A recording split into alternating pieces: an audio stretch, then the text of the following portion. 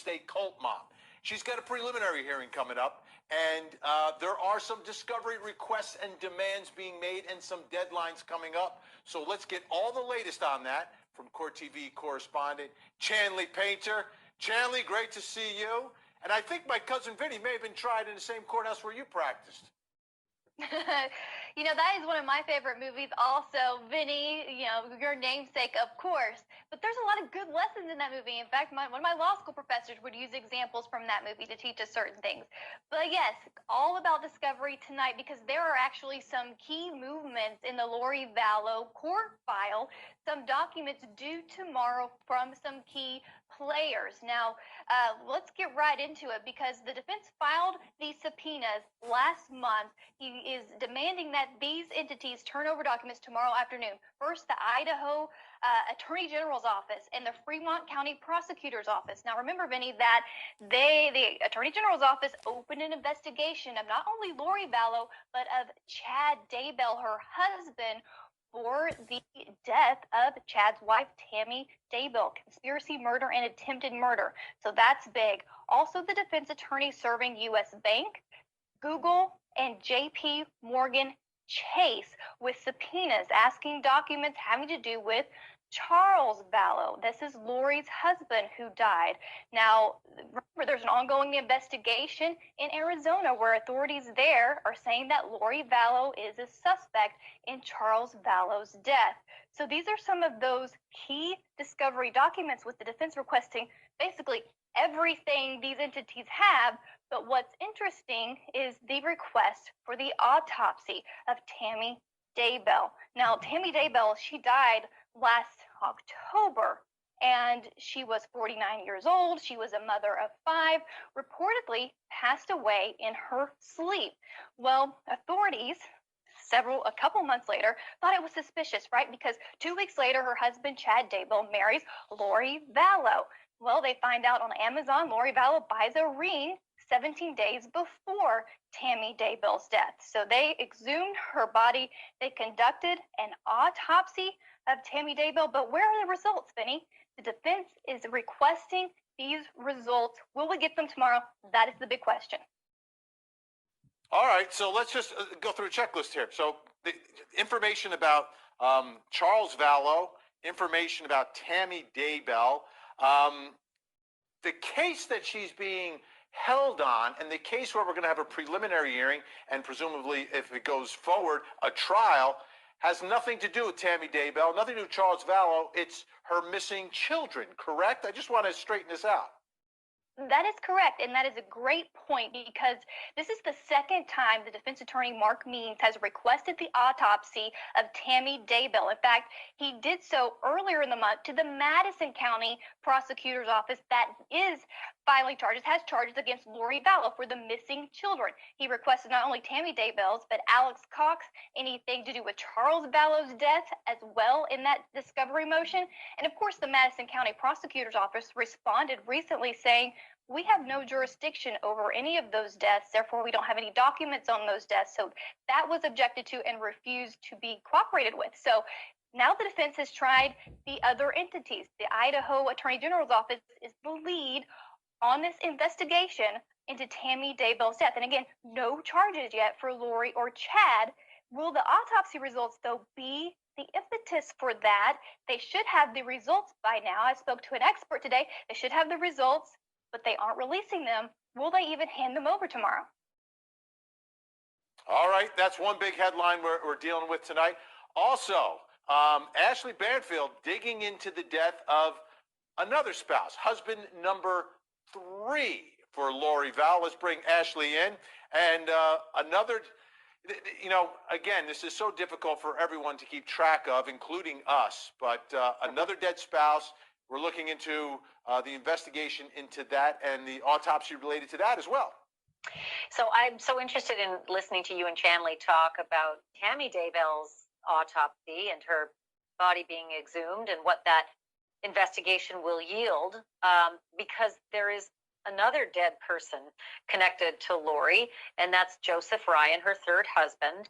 Now, it's not new that we know he died, but here's this picture, Vinny, of them getting married, and guess where? Does that look familiar, Vinny? that look familiar to you? I see palm trees, Uh-huh. grass. If you had to guess, Is it? I would guess if it's Lori Vallow, it's going to be Hawaii. She loves Hawaii.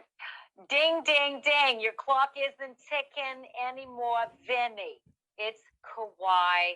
They got married in Kauai, Vinny. And if that sounds familiar to our viewers, it should, because she seems to take her husbands there a lot. She married Chad also in Kauai, and she moved with JJ and Tylee and actually Colby as well with her husband Charles Vallow to Kauai. So there's a real connection there. I'm going to talk more about that at 9 o'clock, but I just wanted to tell you a little bit more about that death of Joseph Ryan. He was cremated. Okay, so you can't do an autopsy on him now, but that was a suspicious death at first. He was not found for a week. And, you know, what's sad about that is that they couldn't really, I mean, he was fairly decomposed and he was cremated, and the Phoenix PD is not reopening that case, Vinny. But the FBI is looking into it. And now I know why. Because his sister, Annie Cushing, has told me the FBI has spoken with her at length, 3 hours, in fact. The FBI spoke with his sister. That would be the aunt of little Tylee there. And also the aunt of Colby, because Joseph Ryan adopted Colby. Colby is Lori Vallow's son from another husband. And guess what the FBI is looking into, Vinny? Guess what? It's not so much the weirdness of the case when it comes to Joe Ryan. Guess what they're looking into? Guess what they questioned Annie Cushing about, Joseph Ryan's sister? Guess what they questioned? Is it money? Is it money? Life insurance? Ding, ding, ding. Again, it's the life insurance. That's I'm what 2 the for 2 FBI. tonight. You are, oh man, you're good. I bet you can't. I'm not even going to ask you to guess all the stuff that's coming up, though, at 9 o'clock. I just wanted to tell you something about a break that we have in this case, and that is what Lori Vallow did not do when Joseph Ryan died, because there is something really shocking about her reaction. That's coming up later tonight. All right, we'll do that at 9. All right, let's bring Julie Grant into the conversation. We've got everybody here now, and a lot to go through. And I want to start with these discovery requests. Julie Grant, the first thing that strikes me is that, wait a minute, this is a case about child abandonment. Why would anyone be entitled to or look at information regarding your new husband's spouse's autopsy? What does that have to do with anything involving JJ and Tylee? You're exactly right, Vinny. It doesn't. He just wants to know. That's what it boils down to. It has nothing to do with it. These prosecutors, they're not going to turn that over. Absolutely not. And at the end of the day, he can request all he wants to get as much information about what's going on with these other investigations into Cult Mom's alleged bad behavior. But at the end of the day, these prosecutors don't have to turn over anything that isn't relevant to these child abandonment charges. You nailed it, Vinny. We're talking about desertion of those kids, non-support of those kids, lying to investigators about their whereabouts to delay that investigation, obstructing justice, contempt of court. She's still in violation of that January court order. That's what this case is all about, that defense attorney is retained on. The Tammy Daybells autopsy results have nothing to do with it. She's not a witness to this case. She's not a co-conspirator. She has nothing to do with it. There isn't even any evidence that she ever met Cult Mom. So do not expect him to receive that tomorrow. That's an absurd request, quite frankly. And at the end of the day, you know this, Vinny, the judge is the one who will decide what's discoverable and what's not. Attorneys can make requests. They can choose to turn over information, or if they feel it's not proper, not relevant, withhold that information. And if something's withheld improperly, certainly there could be sanctions down the road. But do not expect this to come tomorrow. It shouldn't. And he can ask for it all he wants. For it, because he knows that the investigation is going on. You want to get a step ahead of everything that's happening, but I don't think they're going to let him either. Chanley, today you had an opportunity to speak with Dr. Cyril Wecht, and we're talking about an autopsy, and he's the guy you want to talk to. I know Julie Grant knows him well. Ashley knows him. I've spoken to him through the years. Always a part of the biggest cases around the nation. And Tammy Daybell did not get an initial autopsy, so Dr. Wecht spoke about that earlier today. Let's take a listen.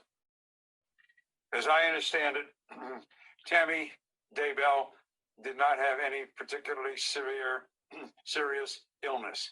I do not understand how this body was not subjected to an autopsy. It is not up to the family to say they want it or they don't want it. This is a case in which the coroner definitely should have done an autopsy. It is deplorable that still in the United States of America, there are many jurisdictions in which coroners will finesse cases like this. Incredible. So that is regrettable because certain things have been lost and cannot be retrieved. And it is not a matter of funding, and it is not a matter of whether you're too busy or not. This case should have been autopsied because you have no way of knowing what caused her death.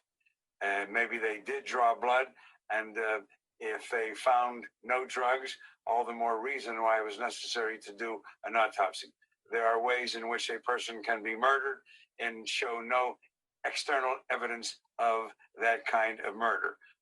Won't go into the details, but believe me, it can be done, and it is not at all rare. So the failure to do a postmortem examination at that time was simply, as far as I'm concerned, governmental professional negligence.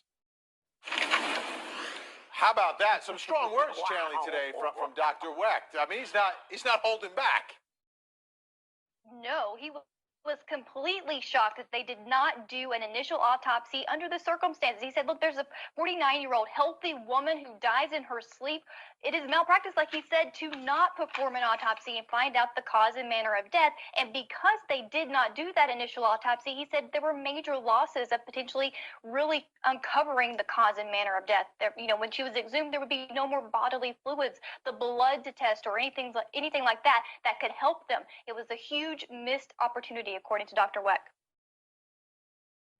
Yeah, and Ashley, I mean, there was some information out there. It may not have been widely known, but I think Chad may have known about it. The fact that someone shot at her like a week or two before she died in her driveway.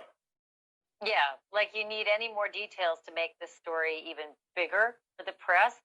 But Chanley nails it with the interview there and gets extraordinary information about the dereliction of not conducting an autopsy on a woman that age. I think was training for a 5K too. So a healthy, fit woman mysteriously dying in her sleep. So what I also want to mention, Vinny, that I think is important is that when you bring Cyril Wecht into a case like this, it shows the significance of it. This is a guy who's done, I think, is it 20,000 autopsies, and he's done revisions and reviews and consultations on 40,000 autopsies, not the least of which was JFK, and then RFK, and Anna Nicole Smith, and John Binet, and Klaus von Bülow's wife. I mean, he is sort of the guy on these media magnet stories. When the story's big, Cyril. Dozens of exhumation autopsies over the years, and they have to be approached with great care. You examine everything in the same way, with meticulous care, that you would if you were doing a fresh autopsy. You cannot collect blood because it is too late for that, but you do see if there's any bile, B-I-L-E, in the gallbladder, if there's any spinal fluid, and then you take tissues for toxicological examination. Specifically, the liver and brain are most important, but you can also take some kidney. You look to see if there's anything in the stomach, in the intestinal tract, and all of those are to be submitted separately for toxicological examination.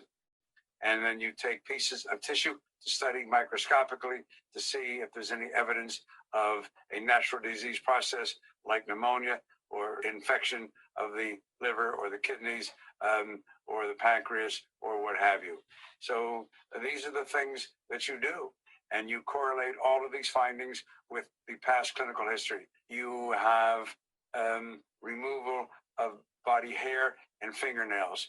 There are certain poisons, heavy metals that can be administered to someone periodically, sporadically over a period of time, which will grow out in hair and fingernails. And so you want to take those and study them. All right, we're a little short on time, but Chanley, did he say anything about what he thinks the cause of manner of death could potentially be here? He did, and it's fascinating because of the loss of tissue and blood, given that there wasn't the initial autopsy. He thinks that it'll be undetermined for cause and manner of death, given what he knows about the case and the circumstances around it. And hey, that may be why we don't have charges yet, right, for Chad or Lori Vallow in that investigation. I hope they look up ethylene Absolutely. glycol, Vinny. Remember those cases we've covered with ethylene glycol? Because you can't tell. It's better known